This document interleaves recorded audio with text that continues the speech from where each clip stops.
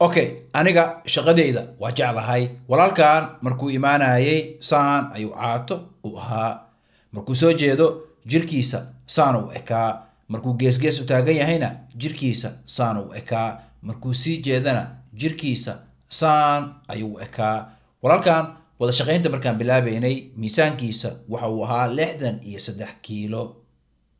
Walaalkan jirkiisa markaa si fiican u fiirisid waxaad arkaysaa walaalkan inuu leeyahay geneticska Soomaalida. Waxay ahaataba hadda walaalkan waxa uu la shaqeynay 7 bilood. 7 bilood oo wada shaqeyn fiican dhex martay. Hadda walaalkan jirkiisa saanu isku bedelay. Hadda siduu u eg yahay marka aad fiirisid iyo 7 bilood ka hor jirkiisa suu u ekaa marka aad fiirisid farqi weyn ayaa u dhaxeeyo.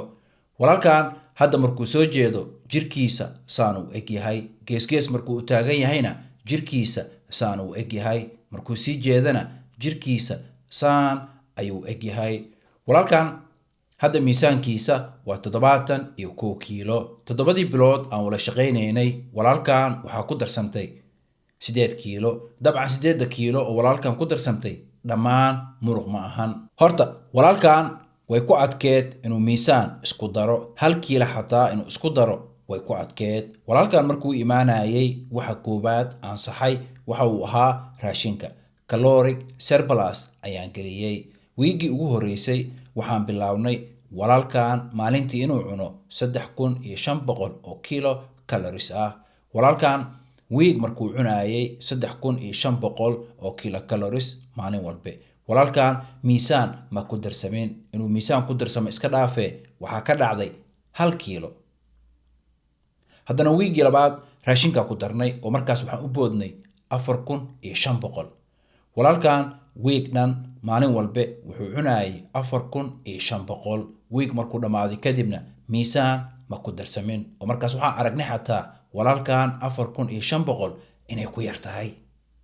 Markaas kadib waxaan u boodnay 5500. 5500 oo kilo calories ayuu walaalkan wiigii maalin walba cunayay. Markaas kadib ayaan waxaan dareemnay walaalkan miisaankiisa inuu tartiib u kacayo. Walaalkan asoo maalin walba cunayo 5500 oo kilo calories haddana miisaanka bishii ku darsamayay wuxuu ahaa 1 kiilo iyo 200 oo gram. Waa ogahay adiga muuqaalkan fiirsanayo waxaa is leedahay walaalkan asoo maalin walba cunayo 5500 oo kilo calories se bishii dhan ugu darsamaysay 1 kiilo bes. Firi dadka isku mid ma ahan. Dadka qaar metabolismkooda aad ayuu u sareeyaa. Dadka qaar markay nasanayaan jirkooda kilo calories badan ayuu gubaa. Dadka qaar basal metabolic rate-kooda aad ayuu u sareeyaa. Tusaale ahaan dadka qaar markay neefsanayaan wadnahooda markuu shaqaynayo, dhiigga markuu wareegayo, kaliyaha markay shaqaynayaan, beerka markuu shaqaynayo, jirkooda markuu keedinayo heerkulka jirka loogu talagalay. Waxaasoo dhan jirka marka uu qabanayo dadka qaar kilo calories badan ayuu gubaa. Dadka qaar jirkooda asigoo nasanayo isla markaasna qabanayo waxyaabaha basic ah wuxuu u baahan yahay kilo calories badan. Walaalkan dadkaas ayuu ka tirsan yahay. Marka walaalkan taas waxa u sii dheereed wuxuu ka shaqaynayay shaqo physical ah oo aad u adag. Marka waxa keenay walaalkan asoo maalintii cunayo 5500 oo kilo calories isla markaasna bishii dhan ay ku darsantay 1 kiilo iyo 200. Waxay tahay walaalkan metabolismkiisa waa mid aad u sareeyo. Taasna waxa u sii dheereed walaalkan shaqo physical ah ayuu ka shaqeeyaa. Walaalkan marka aad fiirisid jirkiisa suu u ekaan jiray iyo hadda jirkiisa sida uu eg yahay farqi weyn ayaa u dhaxeeyo. Waxaana ku darsantay 8 kiilo.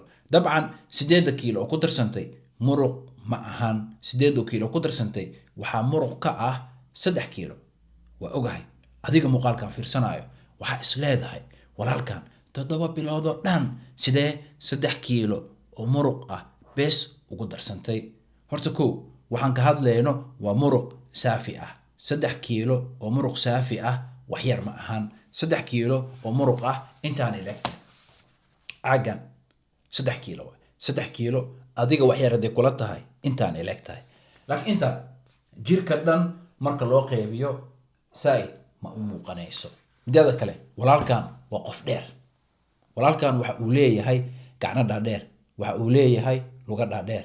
dadka noocaas oo kale ah si sahlan murqaha ma uga muuqanayaan, sababtana wax kale ma ahan gacnahaas dhaadheer iyo lugahaas dhaadheer waa in murqo laga soo buuxiyaa, taasna waqti ayay qaadanaysaa. mideeda kale walaalkan waxa uu leeyahay geneticska Soomaalida, nooca muscle fiberska oo jirkiisa ku badan waxa uu yahay slow twitch muscle fibers.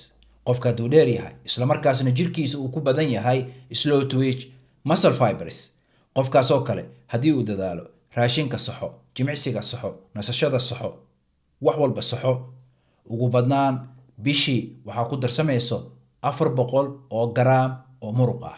marka walaalkan marka aad fiirisid geneticskiisa iyo natiijada uu gaaray waa wixii ugu fiicnaa uu suubin lahaa. dabcan asiga dadaalkiisa iyo aniga waayarnimadeeda ayuu meeshaan ku gaaray. feri anaga Soomaali markaan nahay jirkeena waxaa ku badan slow twitch muscle fibers, sababta wax kale ma ahan jirkeena waxaa loogu talagalay adkaysi ama endurance.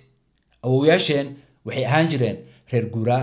qofka reer guuraaga ah waxaa loogu talagalay inuu suubiyo socod badan. qof socod badan maanta dhan suubinayana murqo waaweyn ma u baahna. taasaa waxay keentay awoowayaasheen maadaama ay ahaayeen reer guuraa, saas darteed annagana jirkeena waxaa ku badan slow twitch muscle fibers. marka khalad ay arkin, way jiraan dad Soomaali ah oo jirkooda ku badan yahay fast twitch muscle fibers. dadkaasna aniga iyo adiga ma ahan, dadkaasna waa dadka ay dhahaan Soomaali Bantuuga. mideeda kale khalad ay arkin, haddii jirkaagu uu ku badan yahay slow twitch muscle fibers, taas macnaheeda ma ahan murqo inaadan dhisan karin.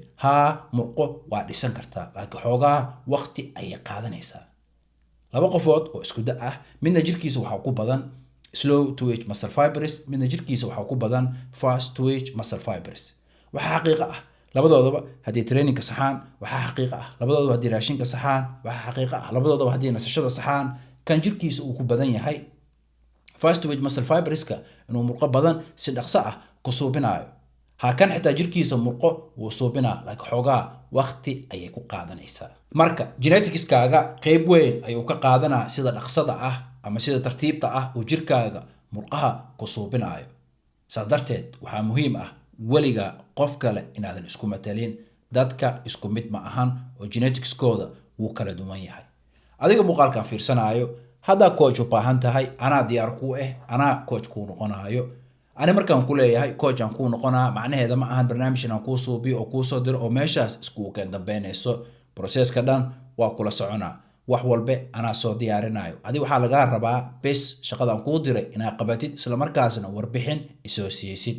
marka haddaad rabtid isbedel dhab ah inaad suubisid, weli hadda waxaa la galaa bishii ramadaanka. bishaana mataqaanaa disciplinkaaga si fiican ayaa u sixi kartaa, ka faa'iidayso. haddaad rabtid isbedel dhab ah inaad suubisid, anaa diyaar ku anaa coach kuu noqonayo. waxaa igala soo xiriiri kartaa emailka ama waxaa si toos ah igala soo xiriiri kartaa website-keena. balan waayo gacno furan ayaan kugu soo dhaweynaa. aad iyo aad u mahadsantihiin daawashada muuqaalkan. aad daawateena ilowina muuqaalkan like saartaan, comment ka soo bixisiin, asxaabtiina u share garaysaan. haddaa weli subscribe hina fadlan subscribe waxaa noo balana muuqaalka ku xigo. balanteen waa caafimaad iyo muruq.